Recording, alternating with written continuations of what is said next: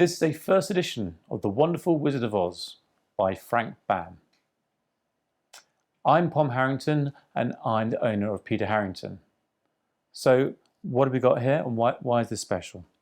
Well, this is a true first edition of The Wizard of Oz, and there are many different issue points and states to this book. It's quite famous for it, but this very rarely is not only the first state of the text, but also the first state of the binding, the cover.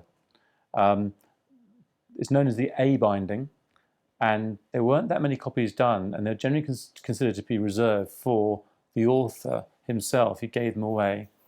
And the point in the binding, which I'll go straight to that, because it kind of is the key to this book, is at the bottom here. The blocking of the publisher is in green and in capitals. It then changed to red, and they mixed the characters.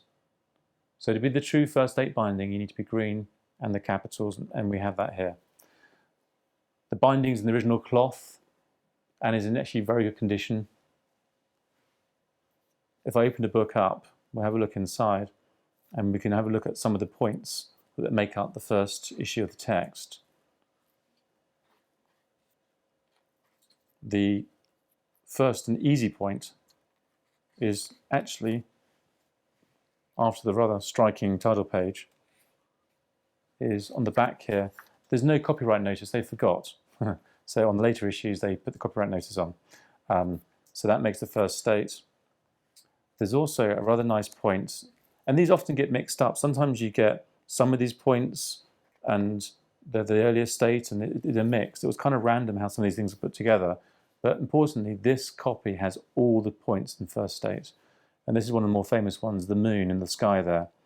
And if I just move my finger up, you can see it's got two little spots in the moon. They were deemed unnecessary and they're removed for later issues. I can turn to one of the other more famous lines, which is on page 227, and a straightforward correction. If I can get to here, and you can see Wild Tin Woodman, and in later states it was corrected, proper English, Wild the Tin Woodman, but this is the first state without the correction. There are actually a number of corrections that were done for the first edition, too many to go through now, but this copy does actually have all of them. There are probably only a handful of copies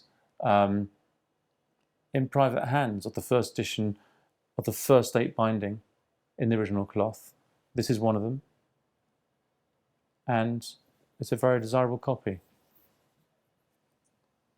For more details of this book and other children's books, please look at the Peter Harrington website.